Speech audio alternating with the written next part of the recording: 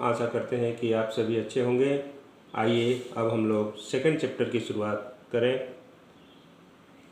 आशा करते हैं कि first chapter matter in our surrounding अच्छे से पढ़े होंगे, नोट्स बनाए होंगे और उसका एक्सरसाइज भी कर लिए होंगे। सेकंड चैप्टर फर्स्ट चैप्टर से ज़्यादा रिलेटेबल है, इसलिए सेकंड चैप्टर पढ़ने से पहले फर्स्ट चैप्टर ज़रूर पढ़ें।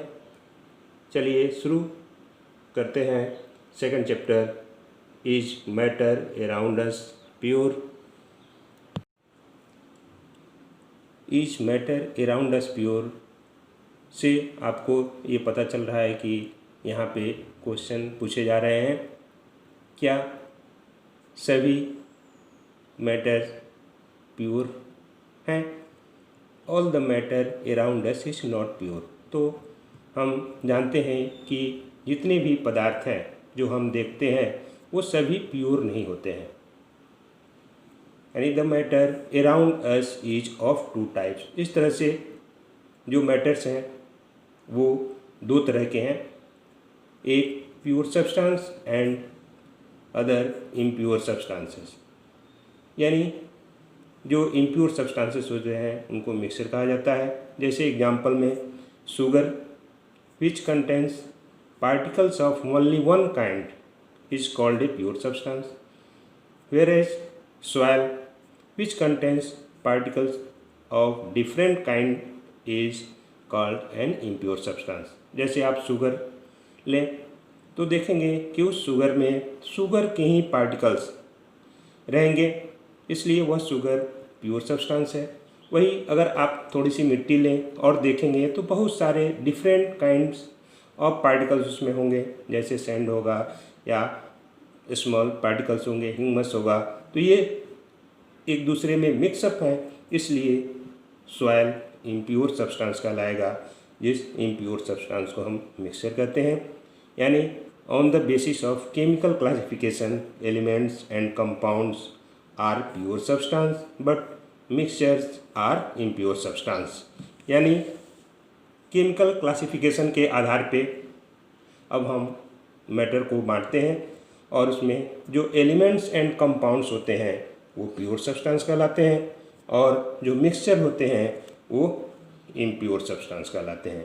तो आप समझ गए होंगे कि प्योर और इम्प्योर सब्सटेंस का क्लासिफिकेशन किसके आधार पे किया गया, यानी केमिकल क्लासिफिकेशन के आधार पे किया गया। और वही फर्स्ट चैप्टर में आपको फिजिकल क्लासिफिकेशन के आधार पे मैटर्स को सॉलिड, लिक्विड और गैस में डिवाइड किया गया था और उसके बारे में आपको बताया गया था।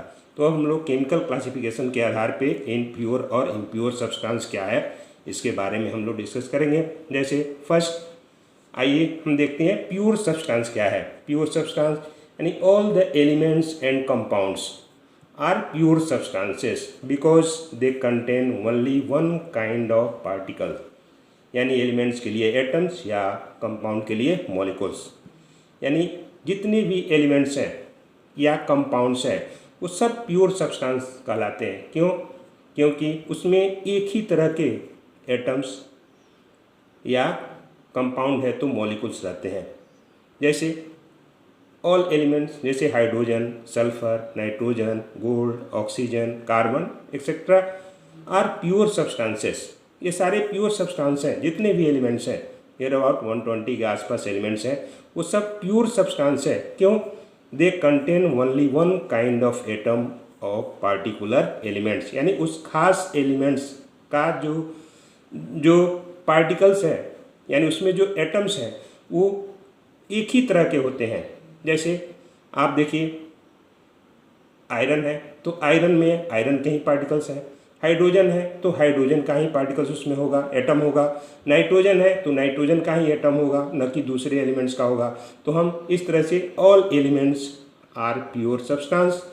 For example all the compounds like water, calcium oxide, sugar, sulphuric acid etcetera are pure substances. यानी ये जितने सब्सटेंस है ये सब कंपाउंड्स हैं जो प्योर सब्सटेंस कहलाते हैं, क्योंकि ये made up of only one kind of such molecules. यानी वाटर है तो वाटर के मॉलिक्यूल्स ही उसमें रहेंगे, कैल्शियम ऑक्साइड है तो कैल्शियम ऑक्साइड के ही मॉलिक्यूल्स रहेंगे। इस तरह से प्योर सब्सटेंसेस में जितने भी एलिमेंट्स या कंपाउंड्स आते हैं वो सब प्योर सब्सटेंस कहलाते हैं, क्योंकि उनमें जो एटम्स होते हैं वो one kind of atoms particular element का होता है और one kind of molecules particular compounds का होता है। इस तरह से हम कह सकते हैं कि ए pure substance is homogeneous through out its mass, यानी जो प्योर सब्सटेंस होता है उसमें जो भी एटम्स होते हैं यानी वो होमोजीनियस नेचर के होते हैं, यानी उसका मास उसके अंदर होता है। A pure substance can not be split into two or more simpler substance by physical या केमिकल मेथड, यानी जो भी प्योर सब्सटेंस है जैसे आयरन ही है या गोल्ड ही है या कोई कंपाउंड्स ही है, तो can not be split into two or more simpler, यानी उसको हम दो या दो से अधिक सब्सटेंस में फिजिकल या केमिकल मेथड से तोड़ नहीं सकते हैं।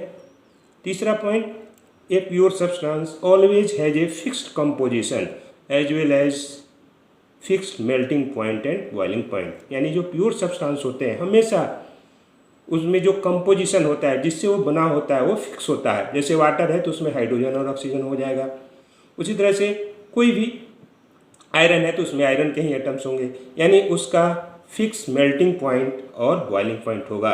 यानी अगर सॉलिड है तो इतने डिग्री टेम्परेचर पे वो मेल्ट करेगा, जैसे आइस है तो आइस 0 डिग्री सेल्सियस पे मेल्ट करेगा, वही वाटर है उसका बॉइलिंग पॉइंट 100 डिग्री सेल्सियस पे वो बॉयल करेगा, तो उसका फिक्स मेल्टिंग पॉइंट और बॉइलिंग पॉइंट और उसका कंपोजिशन होता है। तो इस तरह से ये कैरेक्टरिस्टिक्स है प्योर सब्सटेंस के। तो प्योर सब्सटेंस आप समझ गए होंगे। अब आइए हम इम्प्योर सब्सटेंस के बारे में आगे पढ़ते हैं। Impure substances mixture two or more different kinds of particles pure substances mixed together to form impure substances। दो या दो से अधिक अलग तरह के पार्टिकल्स प्योर सब्सटेंस को आपस में जब मिलाते हैं तो इम्प्योर सब्सटेंस बनता है। All the mixture are impure substance because they contain more than one kind of particles. For example salt solution, milk, sea water, soil, LPG etc।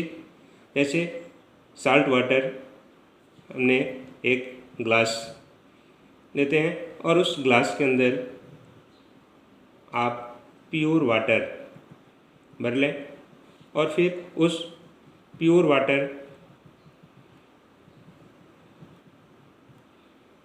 में हम साल्ट डालते हैं, प्योर साल्ट नमक जो ही इसमें हम ऐड करेंगे और जब इसको हम डिजॉल्व करेंगे इसके अंदर, तो जब डिजॉल्व होगा स्टेरर से इसको जब डिजॉल्व करेंगे तो ये साल्ट सॉल्यूशन बनेगा। यानी यह साल्ट सॉल्यूशन दो प्योर सब्सटेंस यानी साल्ट और प्योर वाटर का मिक्सचर है, इसके पार्टिकल्स इसके अंदर हैं, इसलिए यह साल्ट सॉल्यूशन मिक्सचर कहलाएगा। ठीक उसी तरह से सी वाटर है, समुद्र के पानी में आपका नमक होता है, सैंड होता है, तरह तरह की चीज़ें होती हैं, वह भी एक मिक्सचर हो जाता है। तो ये मिक्सचर्स के एग्जाम्पल्स आप समझ लिए। अब हम इसके कुछ प्रॉपर्टीज़ के बारे में जानेंगे। मिक्सचर के प्रॉपर्टीज़ में हम देखेंगे ए मिक्सचर में बी होमोजीनियस और हेट्रोजीनियस, यानी मिक्सचर होमोजीनियस भी होता है और हेट्रोजीनियस भी होता है। होमोजीनियस का मतलब जैसे हम पानी में साल्ट को डिजॉल्व करते हैं तो देखते हैं कि साल्ट की कम्प्लीटली पार्टिकल्स उस पानी के अंदर डिजॉल्व हो जाते हैं, यानी थ्रू आउट कंपोजिशन होता है, इसलिए वह होमोजीनियस कहलाता है। वही हेट्रोजीनियस में जैसे चॉक लेते हैं और चॉक को अगर हम पानी में डिजॉल्व करते हैं तो हम देखते हैं कि चॉक के पार्टिकल्स कम्प्लीटली उसमें डिजॉल्व नहीं होते हैं, यानी उसके पार्टिकल्स उसमें दिखते हैं, यानी वो हेट्रोजीनियस कहलाता है। इसके बारे में हम लोग डिटेल में आगे पढ़ेंगे। दूसरा, a mixture can be separated into other kind of matter by physical method, यानी जो मिक्सचर होता है उसमें जो दो या दो से अधिक प्योर सब्सटेंस आपस में मिले हुए होते हैं उनको हम फिजिकल मेथड के द्वारा सेपरेट कर सकते हैं।